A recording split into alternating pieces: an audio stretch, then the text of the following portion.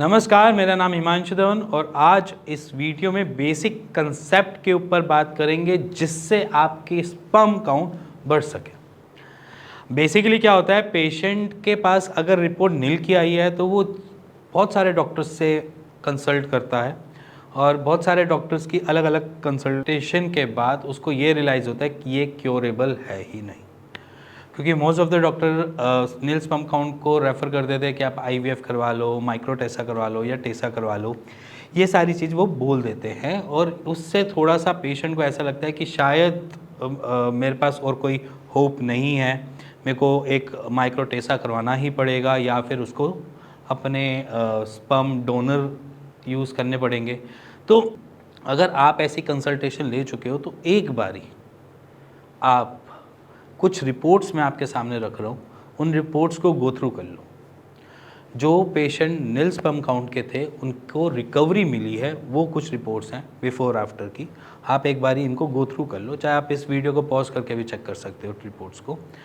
मैं रिपोर्ट्स इसलिए भी दिखा रहा हूँ आपको क्योंकि बेसिकली ये एक्चुअली में पॉसिबल है। अब मैं ये नहीं कहता कि सारे केसेस में पॉसिबल है। अब क्लैनफिल्टर सिंड्रोम आ जाएगा तो वहाँ पर पॉसिबिलिटी हमारी भी ज़ीरो हो जाती है, ठीक है। कुछ अलग जहाँ पर टेस्टिकल्स डिसेंडेड नहीं हुए या टेस्टिकल्स बने ही नहीं, तैयार ही नहीं हुए वहाँ पर, या पूरे ग्रोन अप ही नहीं हुए, तो वहाँ पर केसेस हमारे लिए भी टास्क है।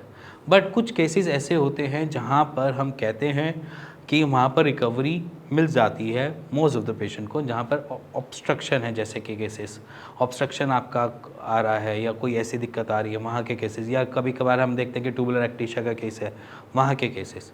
तो ये रिपोर्ट्स दिखाने का मतलब सिर्फ एक यही है कि अगर आप एज़ोस्पर्मिया के पेशेंट हैं, अपने किसी आसपास के डॉक्टर को थोड़ा सा टाइम दीजिए जिससे वो कैलकुलेट कर पाए कि एक्चुअली प्रॉब्लम क्या है। अगर उन्होंने डायग्नोस में ऑब्स्ट्रक्शन है या उन्होंने डायग्नोस में कुछ और लिखा है, वो एक बारी आप भी समझ जाइए कि है क्या बेसिकली आपके साथ दिक्कत।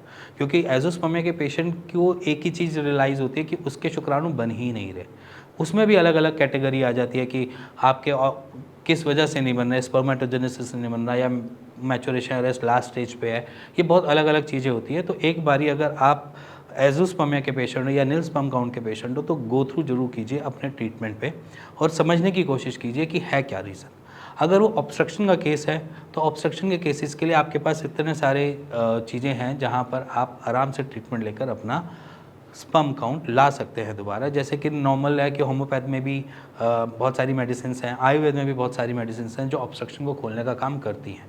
तो यहाँ पर पैथी की मैं बात बता रहा हूँ कि अगर आप यहाँ पर प्लान कर रहे हैं या यहाँ पर अगर आपको ऐसा चीज़ लग रही है कि आप उससे बाहर निकलना चाहते हैं, तो प्लीज़ यहाँ पर अपने जो ऑल्टरनेट मेडिसिन या ऑल्टरनेट मेडिसिन प्रैक्टिशनर्स हैं उनकी तरफ एक बारी मूव ज़रूर कीजिए, क्योंकि वो आपको थोड़ी सी विज़न जो है वो आपको दे सकते हैं। क्योंकि यहाँ पर एक सबसे बड़ी दिक्कत क्या आती है कि पेशेंट को रिकवरी उन्होंने ऑल्टरनेट मेडिसिन से भी ले ली, कहीं से भी ले ली, बट मिल नहीं रही होती। तो बेसिकली क्या होता है कि यहाँ पर पेशेंट निराश हो जाता है कि मैंने 6 महीने मैंने होम्योपैथी खा ली, मैं साल भर से आयुर्वेद खा रहा हूँ, बट कुछ अभी तक आराम नहीं मिल रहा।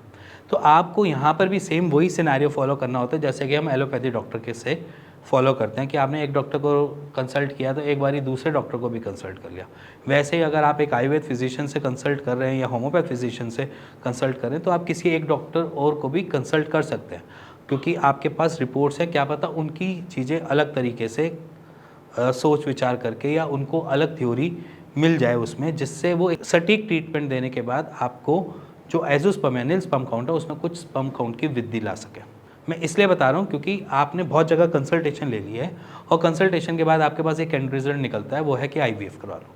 मैं कहता हूँ आईवीएफ भी कराओ, दिक्कत नहीं है। आईवीएफ भी कोई बुरी चीज़ नहीं है। जो चीज़ हमें बच्चा दे दे वो कोई चीज़ बुरी नहीं है, किसी भी तरीके से मिल जाए बच्चा, हमें बस बच्चे से मतलब है कि वो कोई भी चीज़ बुरी नहीं है। अगर आप आईवीएफ भी जाते हैं, आईवीएफ भी मैं ये कहता हूँ कि डोनर की रिक्वायरमेंट ना पड़े या डोनर आपको रिक्वायरमेंट एज सच डोनर आप ना लो। आपके स्पर्म काउंट इतने हो जाते हैं जिसकी वजह से आपके अपने ही स्पर्म काउंट से आपका फीटस तैयार हो जाते हैं या आप नॉर्मली खुद से चाइल्ड ले पाते हैं, वो ज़्यादा बेटर है। इसीलिए अगर आपको एज़ोस्पर्मिया के रिगार्डिंग या नील स्पर्म काउंट के रिगार्डिंग कोई भी कंसल्टेशन लेनी है तो भी आप अपने आसपास के फिजिशियन को तो मिल ही सकते हैं। उसके अलावा भी अगर आपको सिर्फ सिंपल कंसल्ट करना है तो भी नीचे दे नंबर पे हमें कॉल कर सकते हैं। मेरी टीम से बात कर सकते हैं और उसका एक राइट सोल्यूशन ले सकते हैं। इसी के साथ मिलेंगे नेक्स्ट वीडियो के लिए, तब तक के नमस्कार।